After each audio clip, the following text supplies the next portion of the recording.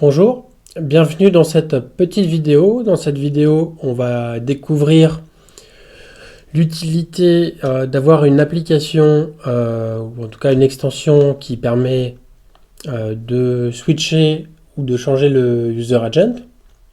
Un user agent, c'est quoi? En fait, c'est une information qu'on va donner au navigateur pour lui dire, tiens, je suis sur Mozilla, tiens, je suis sur Chrome, tiens, je suis sur un mobile, tiens, je suis sur Android, Apple ou tel type d'appareil.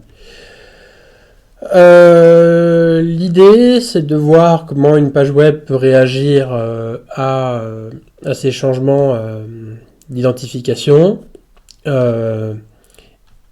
Et avec ces changements-là, ça peut nous permettre de mener des actions supplémentaires ou non. Donc, ça peut paraître un peu abstrait comme ça, donc on va voir des exemples concrets.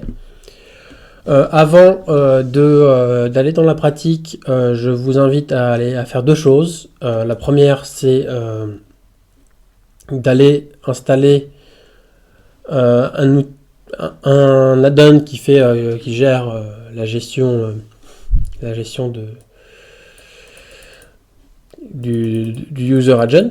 Donc moi j'ai pas forcément pris le même, mais ça peut être celui-là où vous tapez sur Mozilla ou sur Chrome user agent,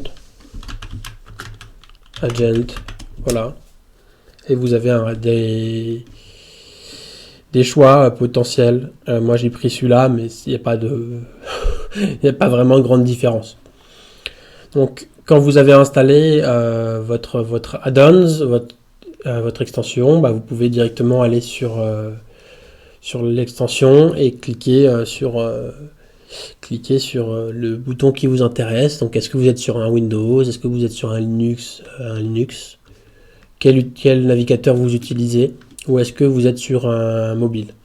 Donc on va voir l'intérêt plus tard d'être sur telle ou telle machine. Après, l'inconvénient peut-être de cette extension, c'est qu'on n'a pas une liste énorme de choix. Après, on pourrait très bien aller sur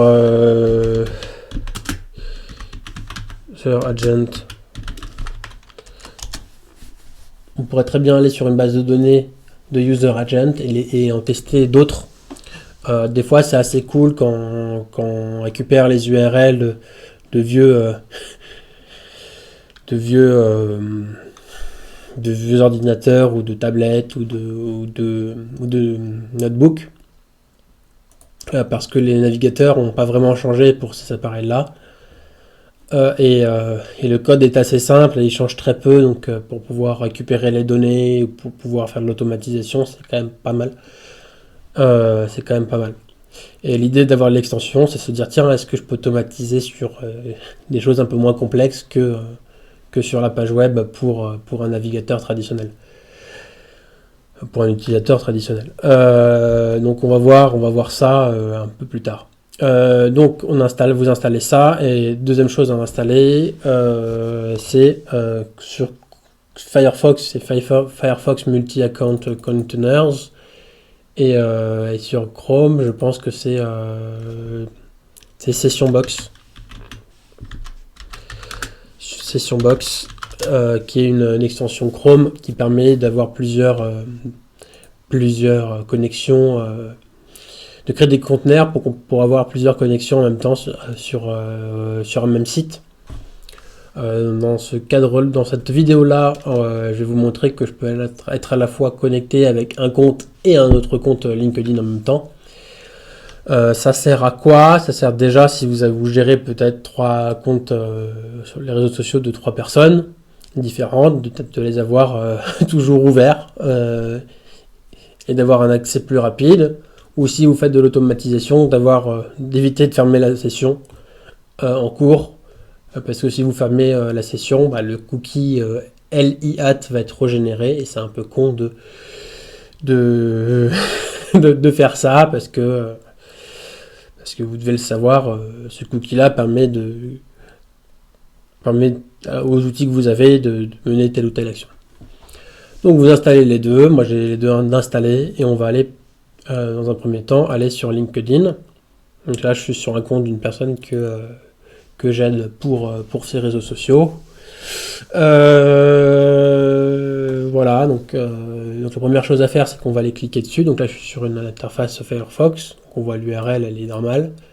Et si je passe sur du Apple, par exemple, voilà, je change, je clique sur Apple, on voit que l'OS n'est plus là, on voit que le navigateur a changé. Je reclique ici. Et on voit que l'interface a changé.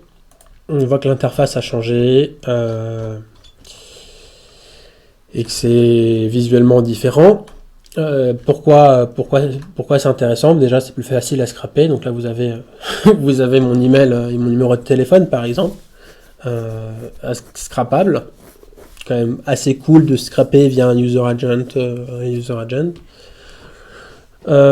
Aussi, c'est plus facile pour ajouter les gens. Donc là, si vous voulez ajouter, par exemple, Fred et Judith, vous avez juste à faire ça. Il n'y a pas une double confirmation à faire. Vous pouvez aller sur la recherche, par exemple, et taper un métier. Par exemple, on m'appelle Growth Hacker. Voilà. Là, la difficulté, c'est qu'on n'a pas forcément accès aux personnes directement. Donc, ce que je peux faire, c'est que je peux aller cliquer dessus. Donc, pour pouvoir naviguer, on voit l'URL qui est un peu différente ici. On voit MW Light in Alexandra le Petit. Et à ce niveau-là, on voit les informations. Donc, on a déjà l'email. C'est assez cool. C'est assez cool. On est en deuxième niveau. On a déjà l'email. Donc Scrapable passe plus facilement sur Apple. Et là, on peut se connecter. Voilà, il n'y a pas de double confirmation. Après, quand vous êtes déjà fait une invite, ou quand vous êtes sur l'URL MW Lite My Network, vous pouvez faire un peu de l'auto-add. C'est pas fantastique, mais c'est quand même c'est pas aussi bien qu'avant, mais c'est quand même sympa pour pouvoir ajouter les contacts sans avoir à faire la double invitation. On se retrouve un peu comme sur mobile via l'ordinateur. Vous pouvez le faire à la mano ou en auto, c'est à vous de voir. Ça reste assez facile à faire, ou même plus facile à donner à une assistante virtuelle. Il y a plus de connexions à faire. Après, il y a une limitation sur les connexions, ça doit être peut-être 100 invites par jour, grand max. Après, il bloque tant qu'il y a un nombre important d'invitations qui avait été effectué dans la semaine. Hop, voilà, bon, je vais pas inviter tout le monde sur ce compte-là. Donc, parce que l'idée n'était pas forcément là de faire de l'auto-add pendant cette vidéo-là. Donc, pourquoi je vous ai montré cette application multi-conteneur? Bon, là, c'est un peu chiant, comme j'ai fait une vidéo avant. Mais mes raccourcis ont été supprimés, mais c'est pas grave. Mais en fait, je vais vous montrer, par exemple, si je clique sur professionnel, normalement la session que j'ai initialisée sur LinkedIn est différente. Voilà, je suis connecté avec un autre compte. Continue sur mobile web. Donc là, je suis avec un profil généré par IA, avec l'outil un peu que tout le monde connaît, des faux visages. Et là, je vais rechercher aussi. Donc, comme je suis déjà connecté, ça m'évite de me reconnecter à chaque fois. Et là, je peux très bien chercher, je sais pas, SEO. Voilà. SEO. Et aller sur voilà, François Jamais, par exemple. Donc là, on peut voir, il n'a pas mis d'email en public, mais c'est pas grave. On le fait chier, on essaye de se connecter à lui. Et on peut inviter, faire aussi un peu de l'auto-ajout. Voilà. Je ne sais pas si ce profil-là, il aura du succès. Mais bon. On peut faire un peu d'ajout comme ça, voir ce que ça donne. Ce que ça donne, je pense que je changerai l'image. Je ferai une image peut-être plus générique pour attirer plus de monde. Ça peut être cool. Bon, ça c'est un sujet perso. Donc voilà, c'était de l'invitation, avec LinkedIn. Ce qui peut être intéressant, c'est donc là on voit il y a le nombre de connexions maximum. Donc là c'est il demande d'ajouter encore un petit peu. Voilà, hop, 2, 3, 4, 5, 6, 7, 8, 9. Voilà. Bon. Ils n'ont pas pris en compte, c'est pas très grave. Donc là, on a fait un peu d'auto-ajout, on peut faire ça avec plusieurs comptes. Plus vous avez de comptes, plus les conteneurs sont utiles. Et là, on va par exemple tester, on va récupérer un système ancien, voir ce que ça, ce que ça peut faire avec par exemple une voiture. Si on se connecte sur LinkedIn avec une voiture, tiens, Tesla. Avec Tesla, ils sont sur Mozilla, tiens. Mozilla, Apple WebKit, peut-être qu'il y a un changement. All URLs, je sais pas si je peux faire ça comme ça. Si je change.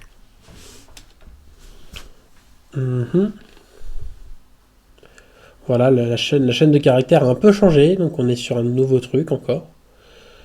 On a un peu changé, on est revenu sur l'interface Tradi. Ce qui n'est pas forcément ce qu'on souhaitait. On peut voir les modèles récents ou anciens. Si je vais sur le 11, on est peut-être sur du plus vieux. Android, ok. Là on est sur du Android, c'est pas tout à fait ce que je recherche.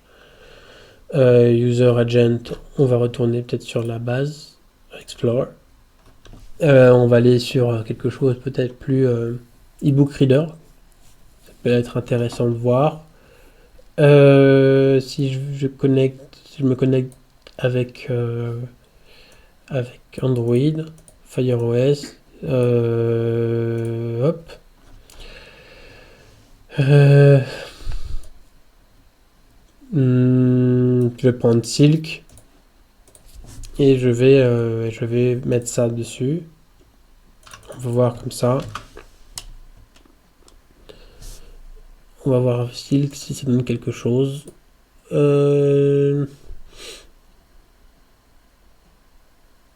Reload current tab. Est-ce qu'il y a une différence? Bon, là on voit pas grand chose avec.